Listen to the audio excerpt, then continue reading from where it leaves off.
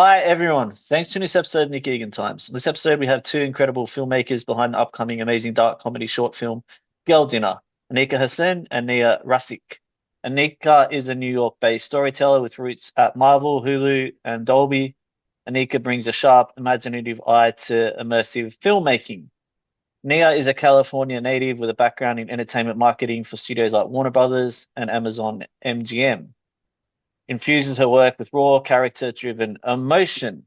Together, they have both co-written and co-directed the amazing short film Girl Dinner, a bold, chaotic, and deeply honest look at the complexities of female friendship.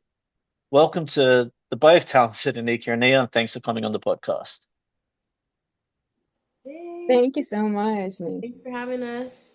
You're very welcome. All right, let's jump straight into it. Take us back. Tell us about both your individual backgrounds, your lives, your families, and everything relating to that.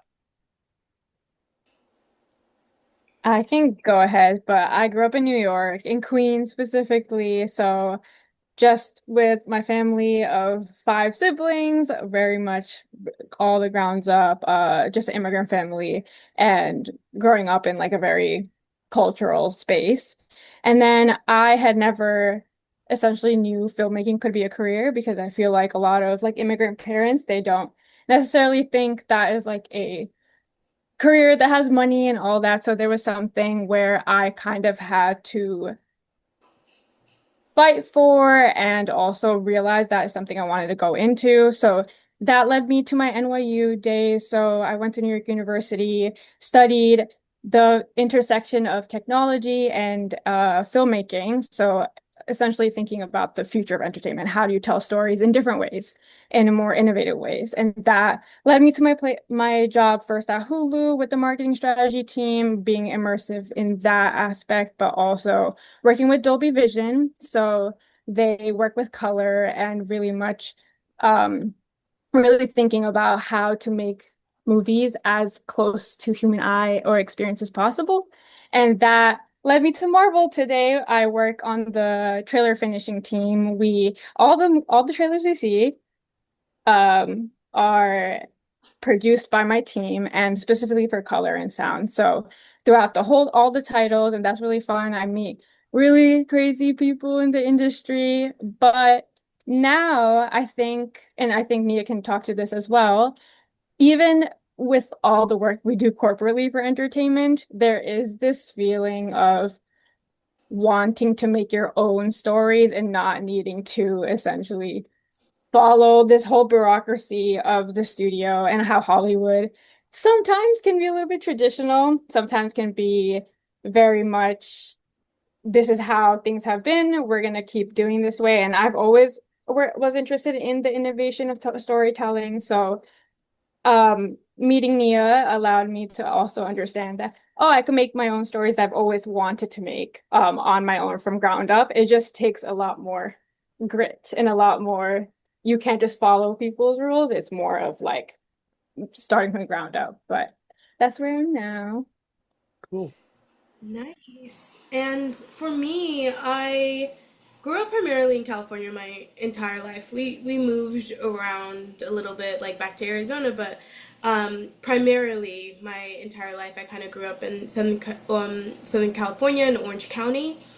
And I think for me as a kid, I was always telling stories or like writing mini like jots of different characters on our family computer. That's something that's always kind of followed me. But when I went to college, I originally went to college for fashion. And so when I came back, after being there for like a year, I came back to my family home, and I just went to like a local school, Cal State Fullerton, and I studied business, but I had a minor in entertainment. And I think for me, I was able to see, okay, I could potentially make some sort of career out of this. And after I graduated, I started working at an agency where I was helping run the Xbox account. So I got into gaming first.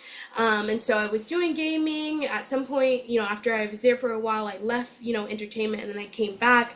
And I now work at a different entertainment agency where I, have the privilege of getting to produce the most craziest campaigns for like Sinners and Barbie, Oppenheimer. Like I've been able to touch so much. And to Anika's point, I think being able to touch the biggest, films and TV shows, I think it really prompted this like inspiration of wanting to create something that was of my own and wanting to tell stories that really, reflected aspects of my own life. And so that, through meeting Anika, we were able to kind of start this collaboration and partnership.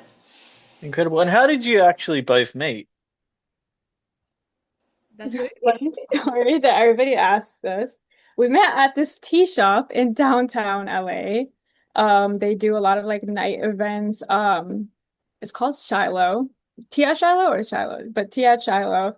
And it was so random. I feel like I always say this, but Nia's one of the only people I've met like randomly outside of school, outside of everything that I still have contact with and actually have a working relationship, which never, you meet people every day and you're like, hey, we'll talk, and it never goes anywhere. But Nia's like one of the only people I feel like I might randomly and still talk and still work together. But yeah. Yeah, and it was just so like serendipitous, like of us meeting and like to Anika's point, in LA especially, you meet so many people who are like, oh yeah, we can collaborate or we can work on something together, and you never hear from them again. But there was something kind of special about us meeting and us kind of bonding over the certain type of topics we wanted to you know address in our art. And yeah, no, it was like a really crazy random experience, but we're both very very glad that we met that day. Yeah, amazing. And how would you both describe your working and I guess your friendship as well? I would say I feel like we have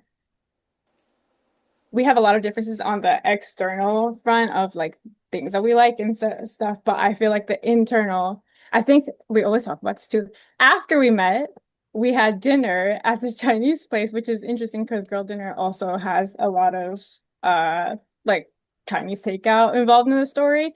But we went to, and then we kind of spilled our whole life story at each other. So I feel like we always felt safe with each other. Initially, I think it's like an evolving relationship. I more so she's has I we have similarities in our backgrounds of like understanding like growing up in big cities and also just being a woman of color as well.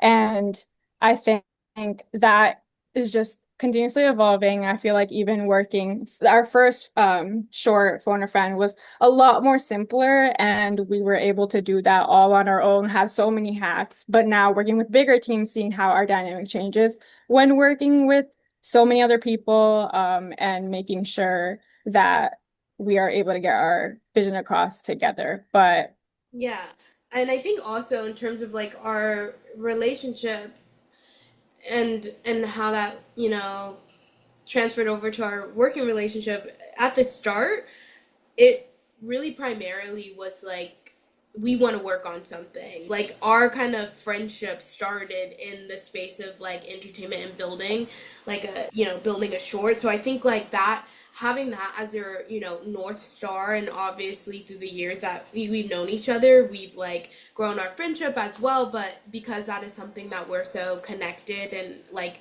strong on, I feel like that's helped us be able to navigate when we're working with different teams and different projects. But yeah. yeah, Yeah, I feel like it's kind of unique too, is like some friends can't work together and some coworkers can't be friends. So it's interesting that both align or work together. sure. Thanks for sharing. That's great insights. All right, let's talk about your amazing short film, Girl Dinner. Talk to me about that, how the experience was, and I guess the inspiration behind it too. Yeah, I can kind of go through the like how it came to be, and Anika can kind of walk through like Sure. what it's all about. But we originally, we love to be in LA, go to different events and things like this and things like that. And we were already kind of finishing our first short. We were thinking about different ideas we could work on, and so we actually went to an event in LA called I think it's like the short Great. film Great Short Filmmakers Club. And so we met tons of people there, and we met a writer named Javier. And Javier was looking for directors to kind of work with. We came off of our first short, and so we wanted to, see how we could collaborate with another writer. And so, really quickly, like the three of us just started having like conversations and like different like themes and ideas we could pull out, and so that kind of started this like whole thing of girl dinner, and be able to cultivate a script together, and that's how that process started. But Anika, I love when we talk about what it's about because it's kind of crazy. I think also like just the characters, there's three characters, so and also three writers. And I think we were just sitting around cafe table, just throwing ideas around on who these characters could be. And we morphed into Joe, Ronnie, and Carla, who are best friends, or childhood best friends, that essentially have been estranged for a bit for a specific incident that happened with Joe. And then Joe calls up one night and now they have to go bury a body for her. And I think it's the extreme circumstance putting these girls in that type of story, but also being able to have them hash out their friendship. And at the foreground, their friendship is being transformed, but also they're burying a body. So putting like a specific theme like female friendship in an extreme scenario is a it like makes us more so amplify that relationship and see where those friends can take them. But Yeah. Yeah, I think we always like love exploring, the chaos and how extreme a situation can be using like everyday people that, you know in your own life, and how that would play out. Yeah, awesome. And what was the best part of creating it for both of you? That's a great question. I feel like for me, and we're shooting in early December, so we haven't shot it yet, but for me, I think it's been really rewarding seeing how many people have kind of come together to help get this off the ground. In our first week of fundraising for this short, we had raised over $10,000, and we have a pretty robust team of producers, and obviously we have our writers, but we're working with like DPs, and just seeing our community come and support us telling this story that is really near and dear to our hearts is something that is just so rewarding, and we're so pumped to shoot later in December. yeah, and going off of Nia, I think rewarding part for me is also being able to communicate our vision and then seeing people understand it. Because I feel like as directors, you get scared a little bit if every single department, every single person on this team will understand the vision and be able to get it across. But so far, communicating our story, I think all of our team understands it from different angles. I also really love the transformation of us understanding our own characters. I think initially people had always asked us like, who do you relate to most? And we ended up always saying Ronnie and Carla, who are the side characters. So people like, why don't you relate to your main character? And I think while we were working with the characters, we realized how much like all of them have an aspect of who you would be, and that is something really rewarding to me too, that really being able to understand my own characters, even though I created them as well, but that whole transformation. Yeah, it's tremendous. And what was the most challenging part of it? And actually, even more than that, what's been the most challenging part of your career so far? Hmm, that's a good question. Um, you know, I think one of the most challenging things, and I'm kind of a two-parter maybe, because when I think about like us as independent filmmakers, as opposed to like my corporate career, Yeah. but I think one of the most challenging things is you kind of which comes with directing. But you really do have to be kind of that leading ship. There are a lot of different people. There's a lot of different people involved, money that people are putting down, and you kind of, as, directors have to be, at the top of that ship and making sure that everything is going as planned. And there's, at times, there could be, loose ends or like things we need to figure out. And, you know, that aspect is really challenging, but I think also being able to overcome that and like see how we can get over different hurdles or like work with different people to like help us carve out, our plan. I feel like that is like a dual kind of challenging but also fun kind of component of being independent filmmakers and being able to take something from zero to 100. And yeah.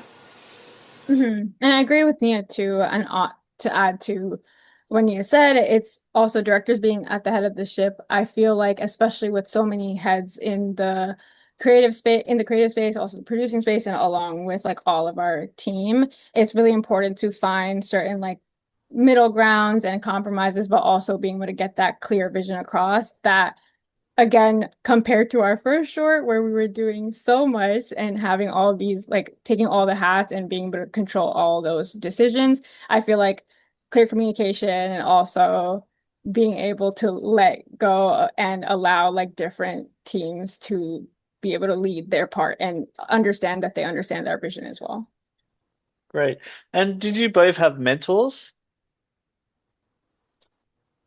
Yeah, I've had a couple of mentors around throughout my life. I think especially at NYU, my professors have been mentors. I've had my film professors. I've one particularly Rachel Ramis, who's also directing a couple different like episodes across like CW and all that. She taught me race representation in television, and her advice has always been very helpful. Even after NYU, I think the like reaching out to particular people in the industry that I work with. For instance, uh, uh, yeah, for instance, like my one of my friends from the who I work with, who's a DP, being able to understand like her her journey of independent work while she's also working corporate allowed or gives me more she gives me more advice on how to balance that as well. So throughout my life I've had different mentors and I still do.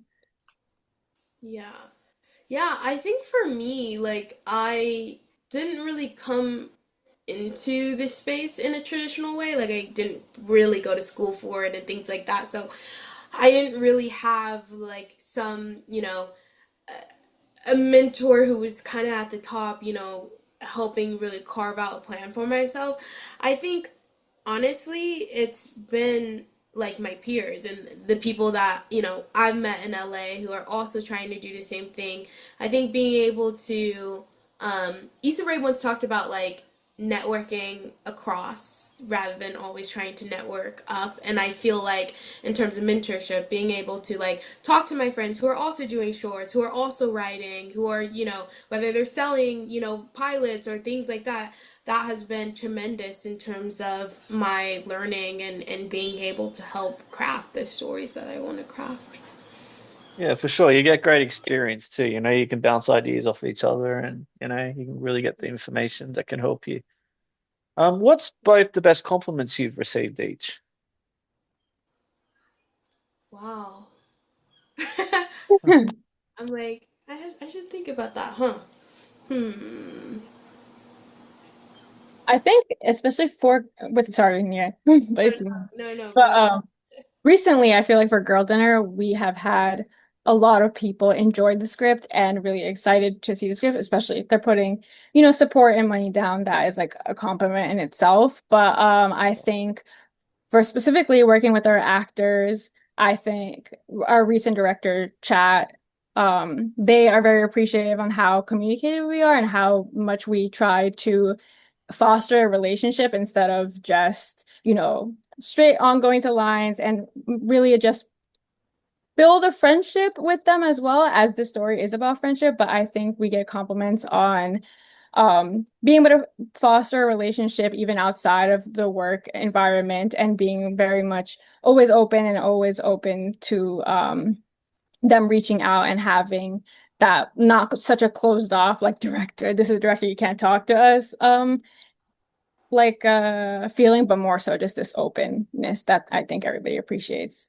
Yeah, I feel like I'm also going to slightly steal your answer. I also feel like, you know, the one of the best compliments is seeing, because we've like sent our script up to like friends, family, people in the industry, people who have no like attachment to entertainment at all, or like even my parents who like have no attachment to the industry at all, and just seeing the really positive and like overwhelming, like this is like so great, I would watch this, I like want to see this, I would put money in it, like that is also I think such a great compliment, and it really like pushes us forward to be like, okay, no, I think we're on the right track and we can like continue with what we're doing.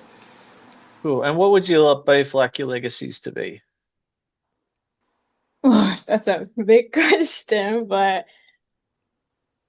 I think I've going back to like my upbringing and how much I feel like it's not very much known for like someone like me or with my immigrant family to go into this type of career. I would like to be known as someone that did create what she wanted to and that did tell the stories that she never saw growing up, or she didn't wait to see the stories go at before making them. So want to be known as like someone that created the stories that other people like me, other girls like me want to see.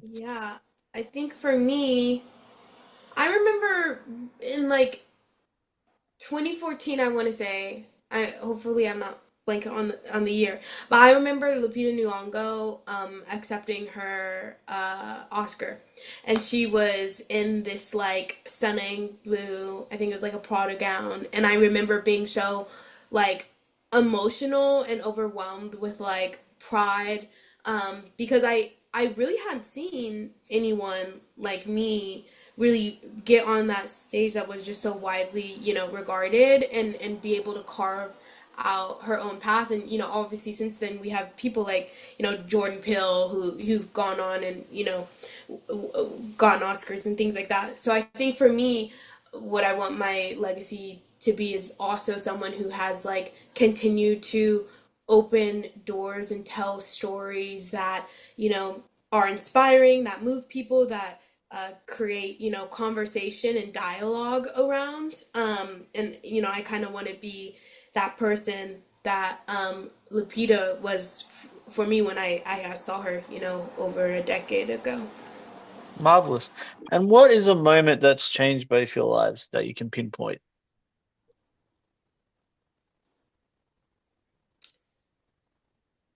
I think for me, I was in uh, I know I mentioned earlier I went to fashion school first, so I was at Fashion Institute of Technology in New York, and at that point in my life, I was so convinced I was going to become a fashion designer, and to be able to go in that school and continue my, you know, get my, you know, degree from that school, I needed to get financial aid, and I did not get financial aid and had to come back home to California. And at the time, I thought it was the most like devastating thing I've ever experienced. I thought there was no way I was going to recover. I thought there was no way I was going to be successful or even be on the right path. But when I look back on it, you know, in retrospect, I'm like, if that didn't happen to me, I wouldn't be where I am today and meet the people I've met, be able to work on the projects I've been able to work on. So that was like a huge kind of pivotal moment